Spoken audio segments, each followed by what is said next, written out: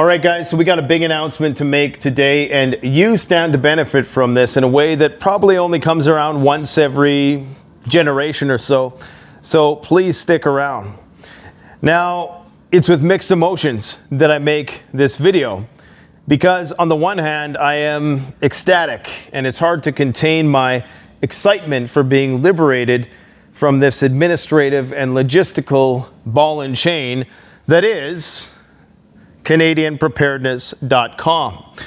We started in 2016 out of our garage, and we since worked our way up to a product line of 3,000 premium top-tier survival and preparedness tactical products that we sell out of our 20,000 square foot warehouse here in Saskatchewan.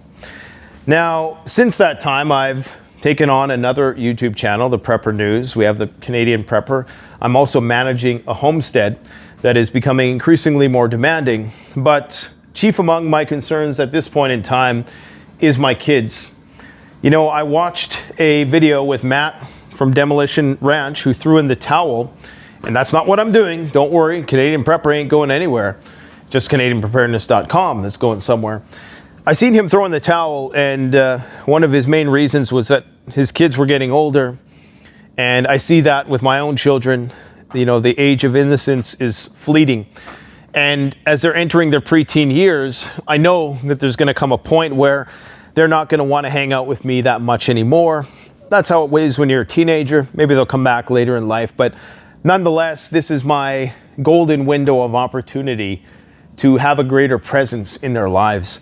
And I can't do that with managing so much. And so the one thing that I can cut out of my life, which is probably going to get cut out anyways with automation, because let's face it, third-party fulfillment, affiliate marketing, drop shipping is going to make what I'm doing here obsolete at some point, right? So we're bucking the trend and doing what we're doing. And I've done that because I've always thought there was honor in handling a product, not like these get-rich-quick drop ship, schemes that people concoct. I've always thought that there's something about, if I'm going to sell somebody a product, I should have at least handled it at one point, throughout the transaction. Anyways, perhaps I romanticize that to my own detriment, because contrary to what people think, selling preparedness products, it's far more lucrative for me as a YouTube influencer with across the multiple platforms, about 2 million followers, for me to just say, go through the link in the description, it's hands off, I get an affiliate commission, I don't have to deal with insurance costs, which are sky high. I don't have to deal with government licensing for various medical devices or, types of body armor, personal protective equipment, self-defense items, radios. I don't have to deal with tariffs and trades wars and customs and duties and postal strikes and big tech breathing down my neck, freezing my accounts because they think that we're selling things that are illegal or prohibited, even though we're not. So the list goes on and on of all the complications of doing things this way. But I've did it this way because I've always believed in just, preparedness as a strategy in life, as well as wanting to, because I'm a prepper, have a giant warehouse full of stuff, right? Let's get real. What better way to have a hedge against SHTF and be a part of the solution as opposed to the problem is by having a giant warehouse full of various preparedness gear and provisions. Well, it's just come to the point where, I only have so much bandwidth, and I don't have the motivation as I once did to want to build this out to be a brick and mortar franchise across the country. Back in 2020 with the pandemic, before that happened, in fact, I was getting ready to do a brick and mortar store. I had it all visualized for what the experience would look like, from what it looked like to the exterior, to the interior of the store, what the customer experience would be like. But unfortunately, with that pandemic came a whole nother reality of security risks that I hadn't initially thought of. I mean, I did, but I figured I could, cross that bridge when I got there, sort of thing. So I decided just not to do it. And because we're in the age of automation where companies like Amazon can ship things quicker and far more efficiently, not necessarily always cheaper, but certainly quicker. You know, it doesn't make sense for small businesses to be running this kind of operation unless it's a brick and mortar store. And I just don't want the headache of a brick and mortar store. Our business is profitable, okay? It's not that. It's mostly because I simply don't have the time and motivation to do this anymore. And the time that I'm going to save on the store, not having to administrate the store, is going to be better served as making videos and spending time with the family and becoming more adept at off-grid homesteading, because I think that's what I need to do. It's as much as it's kind of trendy, it's also, in the truest form of it, it really is a dying art form, as we move into the future. So while there might be these brief bumps of interest here and there in off-grid lifestyle, by and large, this is something that is not going to be done for many more generations, I don't think, unless, of course, something big and bad happens, which it very well could, which is why, of course, I do all this. So for that reason, we're going to be closing the inventory handling aspect of the store. Again, we're not going to be closing the store entirely, but for the most part, I'm not going to be handling inventory anymore. And one of the reasons why I initially got into this, and that proved very useful throughout COVID and the war, was I had insider information as to how the supply chain was functioning. We got alerts from our distributors and manufacturers when the price of something would be going up, if things were delayed, and all of these were little clues that we used to inform our speculations about the goings on geopolitically that we muse on the Prepper News channel. And unfortunately, it's going to suck to not have such a direct route to that as I once did, even though I still have a lot of those relationships with many companies. But it's to the point now where I think I've gotten what I need out of this industry in terms of understanding how it works. And I think I've also been able to help out a lot of people along the way to get them high quality stuff that's going to be reliable.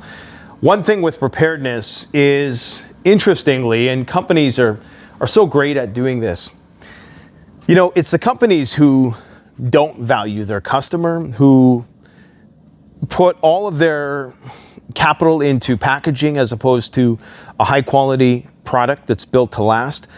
Typically, they know that most of their customer base in emergency preparedness is going to be people who are panicked in an emotional state because they forgot to prepare when they should have, and they're going to be making hasty financial decisions. And as such, you get a lot of low-grade products and shysters in the industry who capitalize on people's emotional purchasing. And it's always been my ethos that you need to panic before shit hits the fan, and not in a way that you're going to be making illogical, irrational decisions, but just in the sense that you're buying once and you're crying once, and you understand the difference between a good survival tool and a bad one is not just it's a life or death, but it's also the difference between something that's going to last a day and something that's going to potentially last a lifetime. So this is why we've brought in a eclectic group of different products that you'll never find anywhere else under one roof. I mean, we got stuff for hunters, we got stuff for hikers, we got stuff for first responders, for tactical badasses, we got stuff for everybody, but it's all innovative, cutting edge stuff that, some of it came out 10 years ago and people are only learning exists now in the mainstream.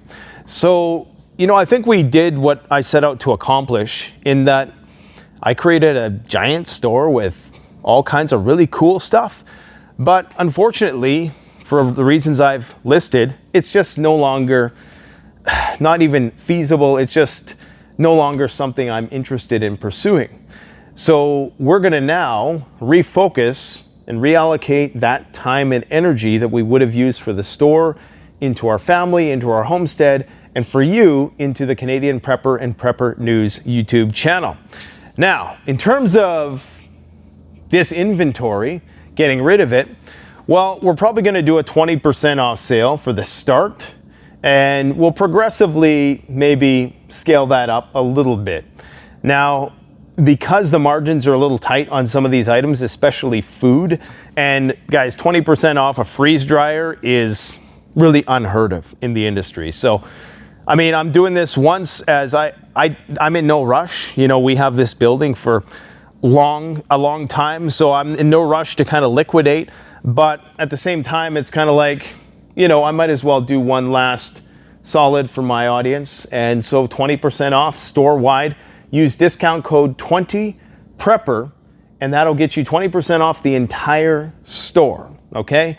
You're not gonna get 20% off most of these items ever. And all of them are appreciating because the price of everything is just going through the roof. I just got back from Home Depot. I need an extension cord. I figured, okay, you know, I'm gonna get one of the higher end ones. I figured, okay, maybe it's gonna cost me like, you know, 70, 80 bucks, right? I was prepared to pay 70, 80 bucks. You know how much it costs for a 12 gauge 100-foot cord? 12 gauge 100-foot cord, $200 Canadian. Still, even 150 American for a 100-foot 12 gauge cord. Now, I know copper prices are high right now, but are we serious? So, I don't know, capitalize on the deal while you can. And I'm telling you guys, you know, you're going to be seeing a lot more on the Canadian Prepper and Prepper News channel as a result of, you know, us now having the time to really focus and dial in on just that specific thing. Because as much as I love the gear, I've always been a gear junkie, and as much as it's been cool having this, you know, stash of 3,000 products and provisions in case the crap hit the fan so I could be part of the solution and not the problem, well, it's also a bit of a ball and chain. So we're still going to be working with the companies. We're just not going to be handling the gear anymore.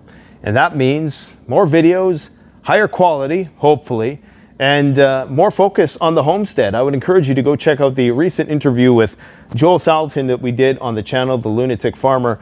Incredible amount of insight into not just how to be self-reliant and live off the grid, but also just the general life philosophy.